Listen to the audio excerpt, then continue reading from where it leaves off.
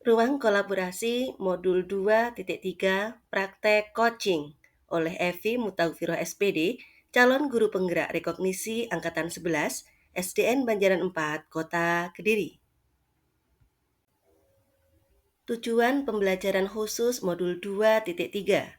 Calon guru penggerak dapat membentuk komunitas praktisi dengan sesama calon guru penggerak untuk berlatih melakukan praktek percakapan coaching dengan alur tirta. Coaching adalah tindakan kemitraan yang dibangun dengan tujuan untuk menginspirasi pemikiran kreatif sehingga seorang individu dapat memaksimalkan potensi pribadi dan profesionalnya setelah mengalami proses coaching dengan cara mendengarkan secara aktif, mengajukan pertanyaan berbobot, memancing ide-ide dan memfasilitasi perubahan yang akan terjadi setelah proses coaching selesai. Alur percakapan tirta dalam coaching. 1. Tujuan umum. Tahap awal di mana kedua pihak, coach dan coachee, menyepakati tujuan pembicaraan yang akan berlangsung. 2. Identifikasi. Coach melakukan penggalian dan pemetaan situasi yang sedang dibicarakan dan menghubungkan dengan fakta-fakta yang ada pada saat sesi. 3. Rencana aksi. Aksi pengembangan ide dan alternatif solusi untuk rencana yang akan dibuat. 4. Tanggung jawab, yaitu membuat komitmen atas hasil yang dicapai dan untuk langkah selanjutnya. Praktik percakapan coaching dengan alur tirta.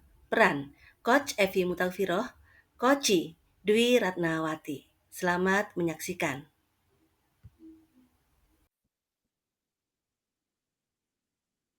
Oke. Assalamualaikum Bu Evi. Waalaikumsalam warahmatullahi Bu Dwi. Apa kabar sore ini? Alhamdulillah baik Bu Evi. Bu Evi sendiri bagaimana kabarnya? Alhamdulillah baik. Bu Dwi, ada yang bisa saya bantu? Iya Bu Evi. Maksud kedatangan saya tadi ke sini yang pertama ingin silaturahmi ya Bu Evi. Dan yang kedua saya mau sharing dan saya mohon bantuan Bu Evi. Mungkin kalau ada hal yang saya kurang pas, kurang tepat, mohon nanti Bu Evi bisa bantu ya.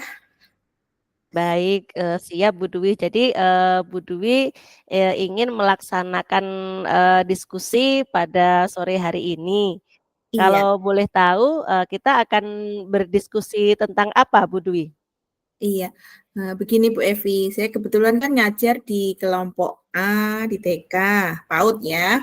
Nah, murid saya itu ada satu anak itu yang kalau kita istilahnya itu anak berkebutuhan khusus.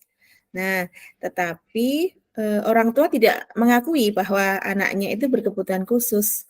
Padahal dia itu ketika kita diajak komunikasi itu, dia menangkap. Tetapi ketika mengungkapkan, dia tidak bisa dengan jelas dan hanya apa seperti itu. Dan ketika diajak untuk berkegiatan, dia sangat lambat. Jadi kegiatannya dia sangat lambat dari teman yang lainnya. Nah, seperti itu gimana ya Bu Evi ya? Oh, baik Bu Dwi. Jadi tujuan percakapan kita kali ini adalah mencarikan solusi bagaimana anak yang memiliki keterbatasan untuk mendapatkan dukungan dari orang tua, begitu ya Bu ya, Iya, supaya orang tua betul. sadar bahwa putranya memang perlu dukungan lebih gitu ya Bu ya. Oke, Iya. baik. Baik Bu Dwi, kalau boleh tahu Bu Dwi, bagaimana menurut Bu Dwi dukungan dari orang tua? Iya. Sebelum Iya, orang tua itu kelihatannya mendukung sih, tetapi pada kenyataannya ketika kami memberitahukan bahwa putranya itu seperti ini, ketika diajak komunikasi seperti ini, dan ini ada indikasi bahwa anak ini membutuhkan sesuatu penanganan khusus, Ibu. Tetapi kalau kita sebagai guru TK yang ada di sekolah sini, sepertinya ilmu atau keahlian untuk ke sana belum mumpuni. Jadi bukannya kita tidak boleh sekolah di sini, tetapi tetap di sini kalau boleh ada pendamping khusus juga yang mungkin dari rumah atau terapi atau bagaimana gitu, bagaimana kita sampaikan seperti itu ke orang tuanya. Nah, tetapi orang tuanya tidak terima, Bu. Anak saya itu normal. Anak saya tidak berkebutuhan khusus, Bu. Dia nyampaikan seperti itu. Oh, Enaknya baik, Bu. gimana?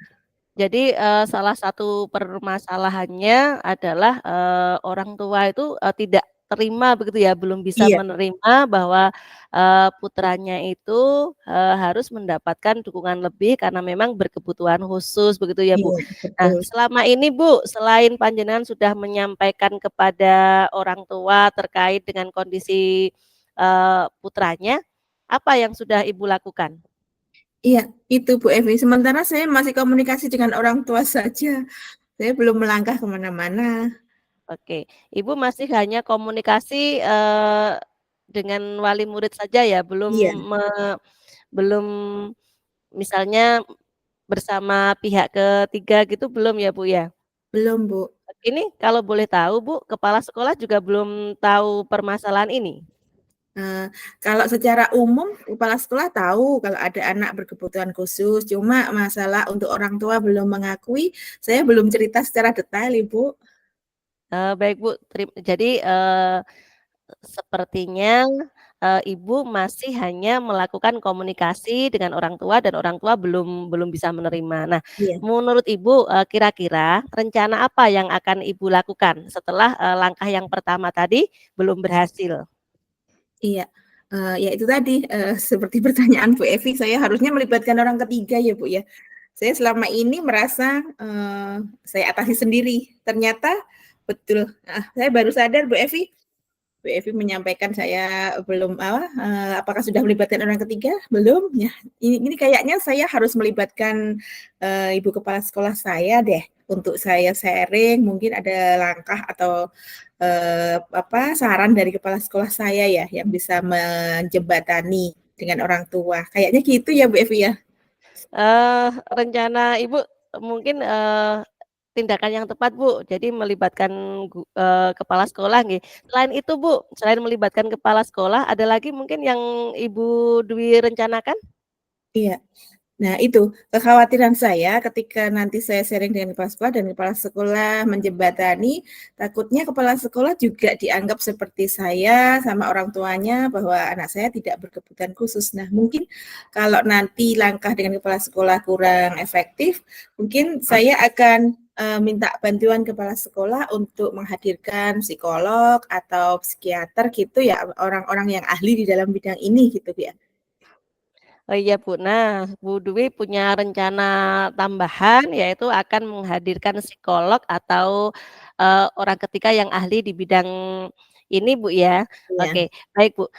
Kemudian, menurut Ibu, sebetulnya daya dukung apa sih yang Bu Dwi butuhkan untuk, murid berkebutuhan khusus Ibu? Iya, yang dibutuhkan anak itu sebenarnya adalah dukungan dan support dari orang-orang di sekelilingnya. Kalau pihak sekolah mungkin kami sebagai guru sudah berusaha, tetapi di rumah sepertinya, orang tua cuek aja dan saya lihat kecenderungan anak, agar diam kayaknya ya, cuma diberi mainan HP begitu dan orang tua sibuk. Nah, untuk ini saya ingin orang tua itu paham bahwa anak-anak itu juga butuh perhatian di rumah. Nah, untuk memahamkan itu sepertinya kalau saya sendiri kurang kurang diterima ya. Makanya mungkin kalau, orang yang lebih ahli mungkin akan bisa diterima, gitu kira-kira ya? Iya, Bu, keren. Nah, selain perhatian, Bu, selain perhatian, dukungan apa yang kira-kira dibutuhkan, murid Ibu oleh orang tuanya, dari orang tuanya, selain Iya, perhatian? oke, mungkin terapi ya, Bu, ya, karena dia ngomongnya kan agak sulit ya. Mungkin ada terapis dari, dokter yang ahli di dalam terapi tunawicara. Nah, itu mungkin langkahnya selanjutnya. Oke, baik, terapi mungkin yang bisa dilakukan, sebagai daya dukung ya. Oke, baik, Ibu, ini mungkin saya akan mengulang pertanyaan, silahkan, Ibu menyampaikan rencana yang akan Ibu lakukan untuk mendapatkan daya dukung dari orang tua. Oke, nanti saya akan konsultasi dan diskusi dengan kepala sekolah langkahnya. Lalu kepala sekolah akan saya menyarankan atau memohon agar kepala sekolah untuk menjembatani ini dengan mungkin menghadirkan psikolog ataupun terapis tunawicara. Jadi nanti ada langkah yang pasti yang akan disampaikan ke orang tua bahwa memang tumbuh kembang anak itu sangat dibutuhkan pendampingan dan stimulasi-stimulasi yang membuat dia itu bisa untuk kembali normal seperti anak-anak yang lain. Begitu, Bu. Baik, luar biasa. Ibu Dwi akan merencanakan yang pertama diskusi dengan kepala sekolah, kemudian ada juga rencana menghadirkan psikolog dan terapis untuk bisa berkomunikasi dengan orang tua sehingga orang tua memahami kebutuhan muridnya, kebutuhan putranya, kemudian bisa memberikan daya dukung yang bisa membantu sekolah supaya anak ini mencapai capaian yang maksimal ya Bu Dwi ya. Iya, betul Baik, Bu Evi. Dwi, kalau boleh tahu, Bu Dwi akan melaksanakan rencana ini kapan, Bu Dwi? Iya, segera saja Bu. Kalau bisa 1-2 hari ke depan ini saya segera menghadap Ibu Kepala Sekolah, karena kasihan juga anaknya nanti tumbuh kembangnya terlambat gitu. Baik, terima kasih luar biasa Bu Dwi. Jadi Bu Dwi juga sudah menetapkan, karena ini memang bersifat urgen supaya siswa bisa segera, melaksanakan kegiatannya dengan bagus gitu ya. Jadi Bu Dwi, akan melaksanakannya 1-2 hari ke depan gitu ya Bu Dwi ya? Iya. Oke, baik, Bu Dwi, dari percakapan ini, menurut Bu Dwi sudah bisa menemukan, langkah apa yang Bu Dwi lakukan untuk, mendapatkan dukungan dari orang tua? Iya, sudah Bu Evi, terima kasih. Tadi pemantik dari Bu Evi sangat luar biasa untuk melibatkan orang ketiga. Itu yang di luar pemikiran saya. Saya pikir saya bisa mengatasi ini sendiri, ternyata saya salah ya. Terima kasih Bu Evi atas masukannya. Baik, terima kasih luar biasa Bu Dwi. Alhamdulillah Bu Dwi telah memperoleh solusi dari permasalahan ini dan Bu Dwi juga sudah membuat rencana aksi. Nah, semoga nanti rencana Bu Dwi bisa segera terlaksana dan berhasil sehingga murid Bu Dwi yang berkebutuhan khusus segera mendapatkan dukungan dari orang tua dan bisa belajar dengan Bu Dwi dengan maksimal. Baik. Amin, amin. Oke, baik, kita cukupi untuk diskusi kali ini Bu Dwi ya. Baik, Iya, iya Bu Evi. baik, semoga Bu Dwi segera bisa melaksanakan, rencana Bu Dwi. Baik, Terima kasih Bu Evi. sama-sama Bu Dwi, selamat melanjutkan aktivitas. Terima kasih. Assalamualaikum Bu Evi, saya undur diri. Waalaikumsalam warahmatullahi wabarakatuh.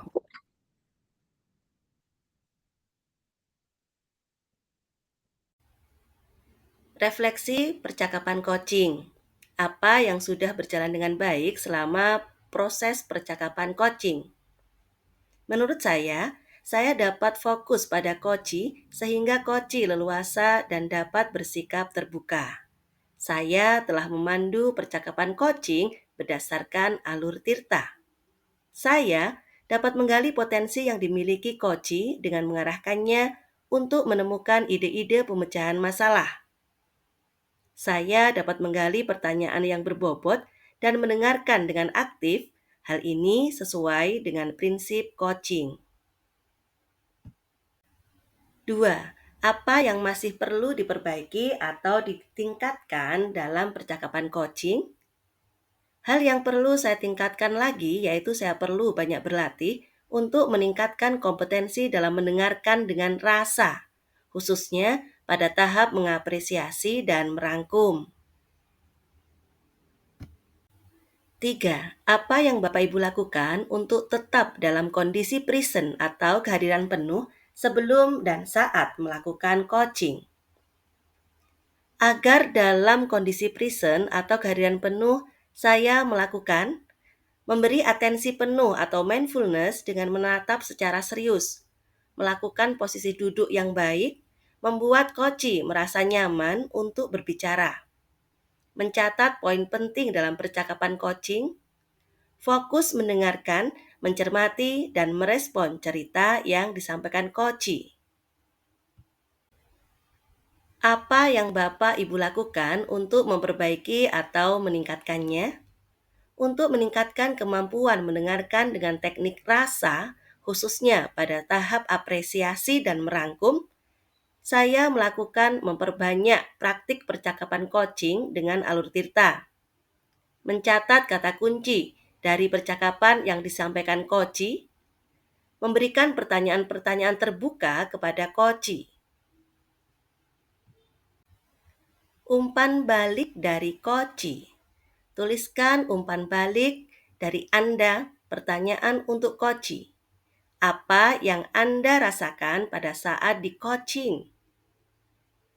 Tanggapan dari Bu Dwi Ratnawati, saya merasa lega karena melalui percakapan coaching, saya bisa menggali potensi saya yang kemudian saya gunakan untuk memecahkan permasalahan yang saya hadapi.